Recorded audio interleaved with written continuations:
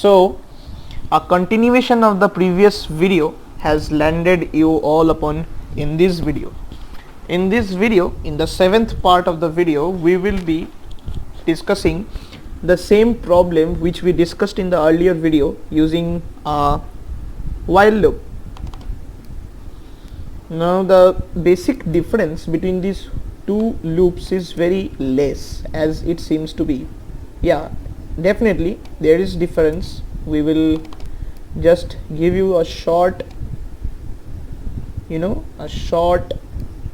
and description about what is going to happen or what is different between these two things or between these two loops. But first of all, let's jump into our content of this video. So without wasting further moment, let's go into the do or the while statement. Now in this texture, in this class, we have already seen in the previous video what a for loop can do. Now what we will do here is that we will be using the same problem in our while statements. Now we all know that a condition is given in the for, and if it is not satisfied, then the for loop will not work. That is the main that is the main parameter for any repetitive structures in any programming language. So to classify these all, we already use do while loops and for loops. Every loops has some special features in it. In this video we will be discussing about while loop. The same method or the same structure is followed here. A declaration of a sum variable, declaration of a variable which will hold the number, and also a square variable which will hold the square value, and this counter. Why this counter is declared outside this while statement? The reason is that in a while loop we always control the entry, means this entry point is very strictly controlled in while. So here we have already declared our index values as I is equal to 1, and now the user input we have already given. Suppose this n's value we have given as 7. In the previous video we gave the value as 7, so we will also here give n value is equal to 7. Now if n is 7, that means I is less than equal to n. I's value 1 is less than equal to n. That is true. Now when this function is true, it is returning as true, the control will be transferred into the loop body. Now the loop body consists of these 4 statements only.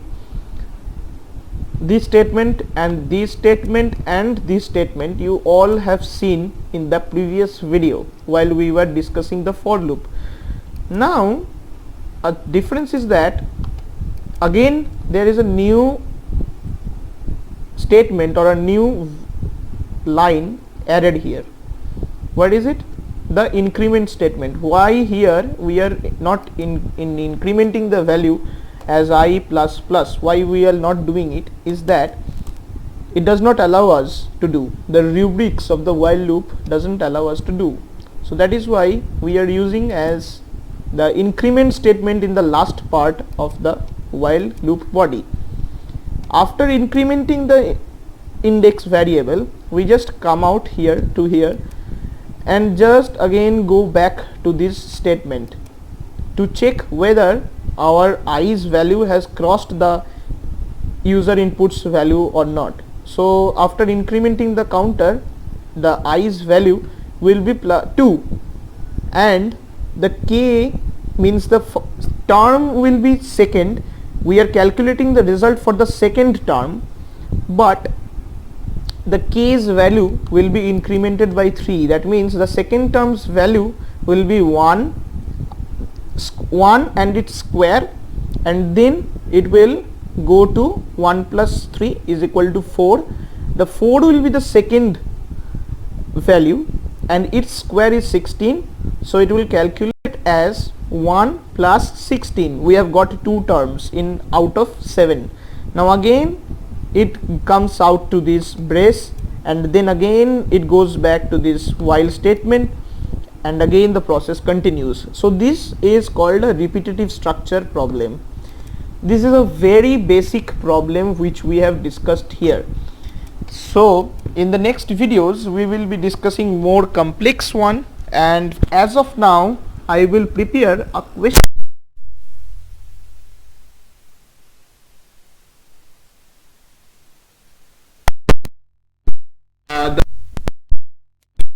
used here.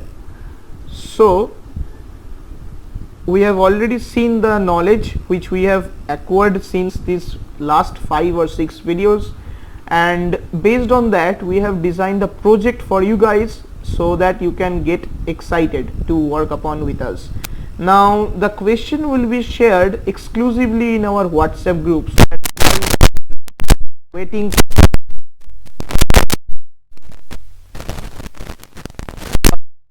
group is